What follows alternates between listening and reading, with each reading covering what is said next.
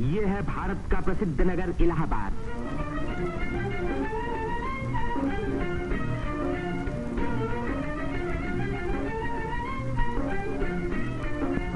यहीं पहल उत्तर प्रदेश में एक विश्वविद्यालय की स्थापना हुई।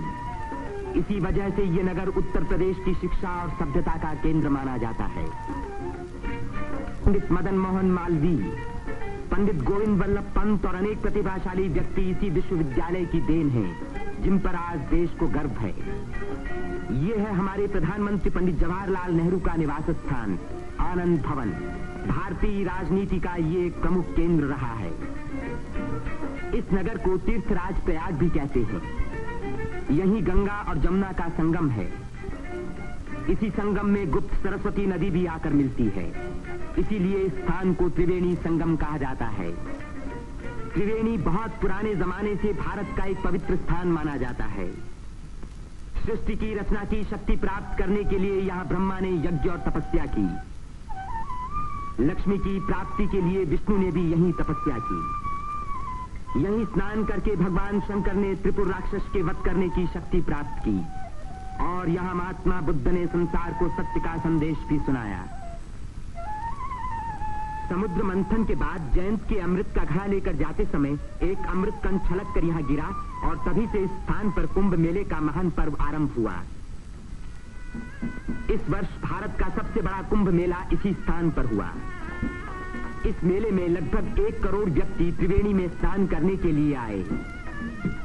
सदियों की गुलामी के बाद स्वतंत्र भारत का ये पहला कुंभ मेला था।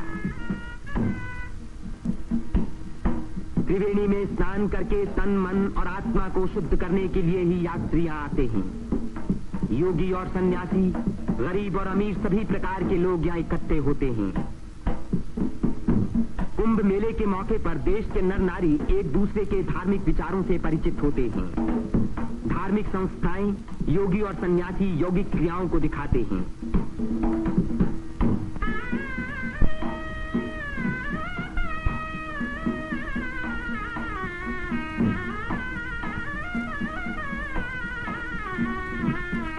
धार्मिक विचारों पर तर्क वितर्क होते हैं और देश के गौरवपूर्ण प्राचीन रहस्यों का उद्घाटन होता है। यहाँ के सुंदर दृश्य प्राचीन भारत की महत्ता की याद दिलाते हैं।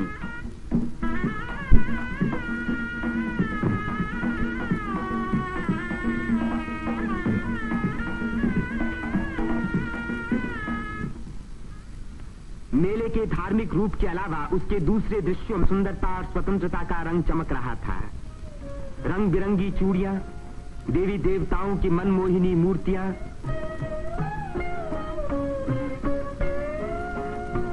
हरी जपन की मालाएं, सिंदूर और चंदन के ढेर, औरतों के साज श्रृंगार, बच्चों के खेल खिलौने, लाल बुझक्कड़ मिट्ठू मियां। तीर्थ यात्रियों की सुविधा और सुरक्षा के लिए और स्वतंत्र भारत के इस महान पर्व को सफल बनाने के लिए उत्तर प्रदेश सरकार ने अपनी ओर से कोई कसर उठा न रखी। मेला शुरू होने के कई महीने पहले से ही सरकार की ओर से तैयारियां शुरू हो गई थीं। उबड़ खाबड़ जमीन को समतल बनाने के लिए बुलडोजर जैसी बड़ी बड़ी मशीनों से जमीन की सतह ठीक की गई।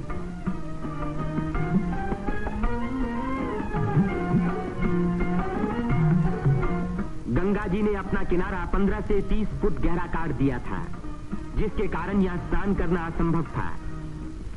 बुलडोजरों ने इन किनारों को सपाट बनाया, जिससे तीर्थयात्री यहाँ सकुशल स्नान कर सके। जिस काम को 1000 आदमी 3 महीने में खत्म नहीं कर सकते थे, उसी को 6 बुलडोजरों ने 15 दिन में पूरा कर दिखाया।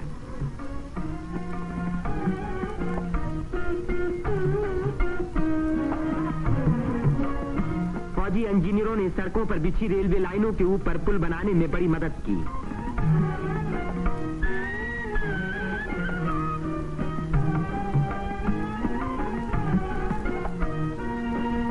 इससे रेलों के आने जाने के समय भीड़ सड़कों पर कभी न रुकी, बल्कि लगातार त्रिवेणी की ओर बढ़ती रही।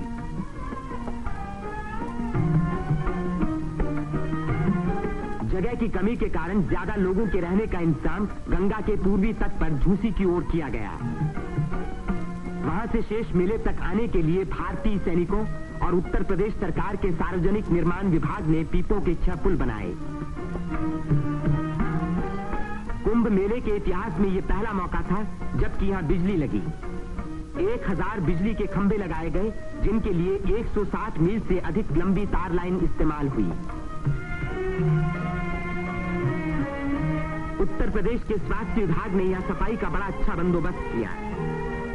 चारों तरफ मशीनों से लगभग 250 मन डीडीटी का भारी छिड़काव किया, जिसके कारण मेले में मच्छरों व मक्खियों का नामो निशान बाकी न रहा।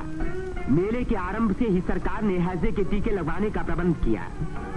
यात्रियों को सलाह दी गई कि वे मेला क्षेत्र में आने से पहले टीके लगवा लें। कदाचित इसी व्यवस्था के कारण मेले के मौके पर कोई भी रोग नहीं फैला।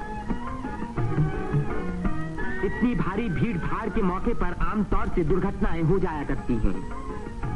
इन दुर्घटनाओं का सामना करने के लिए उत्तर प्रदेश सरकार ने चिकित्सा एवं स्वास्थ्य विभाग की एम्बुलेंस गाड़ियों से घायल और बीमार यात्रियों को तुरंत अस्पताल पहुंचाने का पूरा प्रबंध किया। 9 अस्थायी अस्पताल देरों में खोले गए, जिनमें 228 रोगियों को रखने का इंतजाम था। गरीब रोगियों को खाना मुफ्त में दिया गया। राशनिंग विभाग ने यात्रियों की सुविधा के लिए यहां आटा, शक्कर, मिट्टी का तेल और अन्य जरूरी सामान का भारी स्टॉक जमा किया, जिससे इन चीजों की कीमतें न बढ़ पाईं। इसी प्रबंध के कारण हर व्यक्ति को सस्ते मूल्य पर अपनी इच्छा का खाना मिल सका।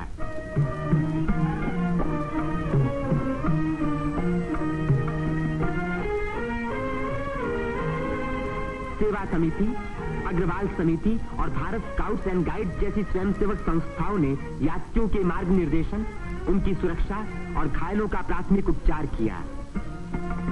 पुलिस यात्रियों के संचालन का कार्य करती रही। आने जाने के लिए अलग रास्ते रखे गए। भीड़ को काबू में रखने के लिए चलते फिरते वायरलेस सेटों का इस्तेमाल किया गया।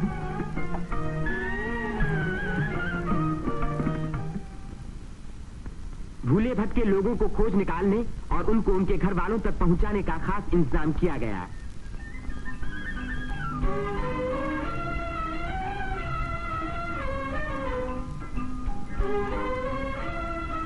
मेले में लाउड स्पीकरों का एक जाल बिछा दिया गया, जिससे भटके हुए लोगों का नाम पुकार पुकार कर उनको एक स्थान पर इकट्ठा किया गया।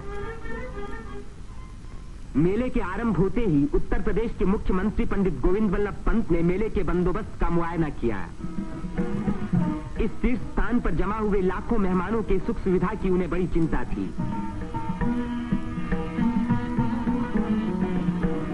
उन्होंने नाव पर सवार होकर घाटों का निरीक्षण किया।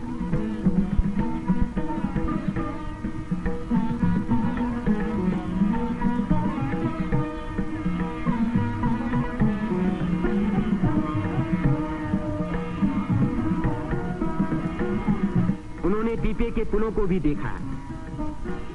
ये अखाड़ा जो ऐसे ही एक पुल को पार कर रहा है, पुल की मजबूती का सबूत है।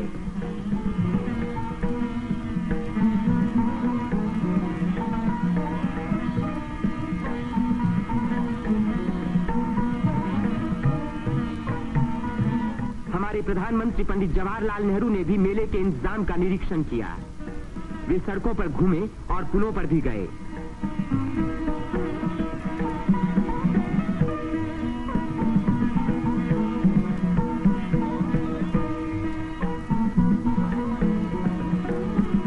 उन्होंने अन्य स्थानों को भी देखा भाला।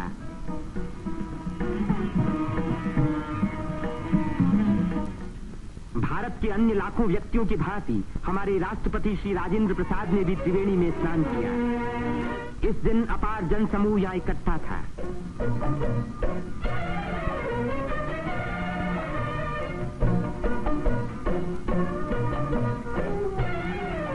हर घाट पर लोगों की भीड़ स्नान कर रही थी। उसमें नया जोश था और नई उम्मीदें थीं।